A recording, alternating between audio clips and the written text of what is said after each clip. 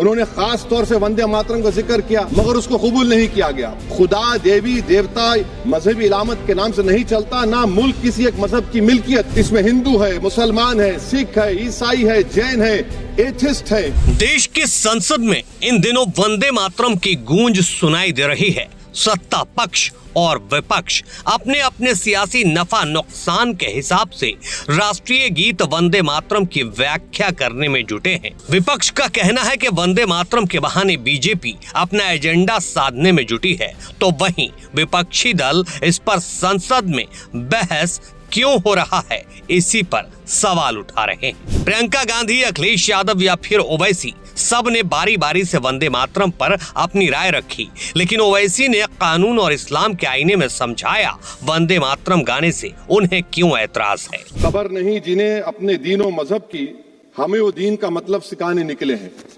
अहम बात यह है कि मैडम, हमारे मुल्क का आईन क्या इस लफ्ज से आगाज होता है, वी द पीपल। इसका आगाज भारत माता के नाम से नहीं होता है। हमारे संविधान का जो प्रियम्बल है वो क्या कहता है? Liberty of thought, expression, belief, faith and worship. अगर दस्तूर का ये पहला सफा ये बात करता है, तो फिर कैसे किसी शहरी को किसी खुदा, देवी, देवता की इबादत करने पर या सजदा करने पर मजबूर किया जा सकता है? संविधान के खिलाफ है, सुप्रीम कोर्ट के जजमेंट के खिलाफ है। अगर वंदे मातरम मैडम कौमियत का मियार है, तो फिर सवाल यह है कि हजरत मोहानी की कौमियत क्या थी जिसने इनकलाब जिंदाबाद का नारा दिया? अगर यूसुफ मेहरली ने quit India, Simon go back का नारा दिया, तो उसकी कौमियत क्या थी? अगर हैदराबाद से मौलवी अलाउद्दीन, जो मक्का मस्जिद का पहला मुजरिम है काला पानी में, और तूरेबाज खान जो मारकर लाश को लटका दिया गया था हैदराबाद में 8 दिन तक, उसकी कौमियत क्या थी? अगर इनायतुल्लाह काफी जो जिहाद का फतवा अंग्रेजों के खिलाफ दिया मुरादाबाद में, जब उनको 2 दिन में फांसी की सजा दी गई, और जब फांसी की सजा के बाद जा रहे हैं, तो इनायतुल्लाह मौलाना काफी की जबान पर क्या था? वो रसूलुल्लाह हमारे प्रॉफिट की नात पढ़ रहे थे। क्या पढ़ रहे थे? कोई गुल बाकी रहेगा ना चमन रह जाएगा, पर रसूलुल्लाह का दीन हसन रह जाएगा। तो उनकी कौमियत क्या थी?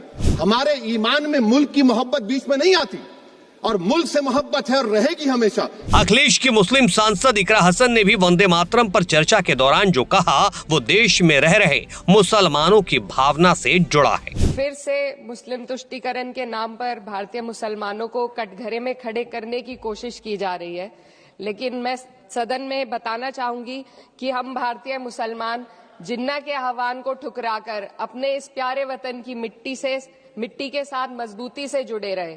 हमने महात्मा गांधी, बाबा साहब डॉक्टर भीमराव अंबेडकर, रविंद्रनाथ टैगोर जी, सुभाष चंद्र बोस जी, मौलाना अबुल कलाम आजाद, अशफाक उल्लाह खां साहब के विचारों को अपनाया। लेकिन संसद में वंदे मातरम पर चल रही इस चर्चा के बीच जमीयते उलमाए हिंद के अध्यक्ष मौलाना अरशद मदनी ने साफ कहा कि मुसलमान अल्लाह के अलावा किसी की इबादत नहीं कर सकता। मर जाना मंजूर है, लेकिन वंदे मातरम नहीं गाऊंगा। बात मर जाने तक आ गई तो कोई ना कोई ठोस वजह तो होगी। मौलाना अरशद मदनी ने अपने ऑफिशियल एक्स हैंडल से वही वजह साफ साफ बताई और समझाई है कि मुसलमान आखिर वंदे मातरम क्यों नहीं पढ़ता, और इसे ना पढ़ने से उसकी वतन से मोहब्बत मरते दम तक कम नहीं हो सकती है। मदनी ने लिखा है, हमें किसी के वंदे मातरम पढ़ने या गाने पर आपत्ति नहीं है, लेकिन मुसलमान केवल एक अल्लाह की इबादत करता है और अपनी इबादत में अल्लाह के सिवा किसी दूसरे को शामिल नहीं कर सकता। और वंदे मातरम का अनुवाद शिर्क से संबंधित मान्यताओं पर आधारित है।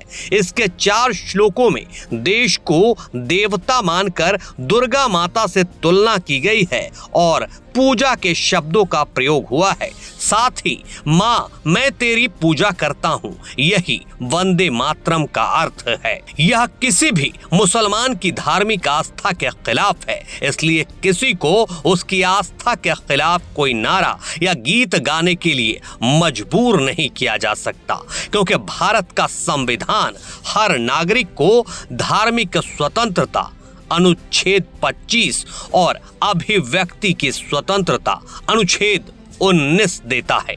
अरशद मदनी ने इसी पोस्ट में आगे लिखा है, वतन से प्रेम करना अलग बात है और उसकी पूजा करना अलग बात है। मुसलमानों को देशभक्ति के लिए किसी के प्रमाण पत्र की आवश्यकता नहीं है। स्वतंत्रता संग्राम में उनकी कुर्बानियां इतिहास के सुनहरे पन्नों में दर्ज है।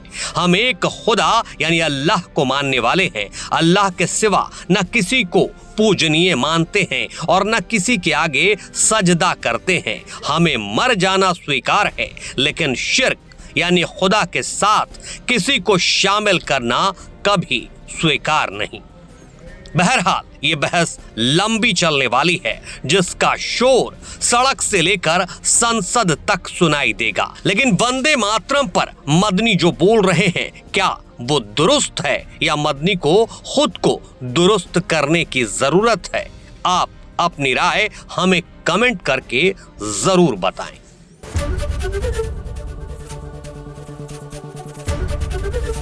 एबीपी गंगा, खबर आपकी, जुबान आपकी।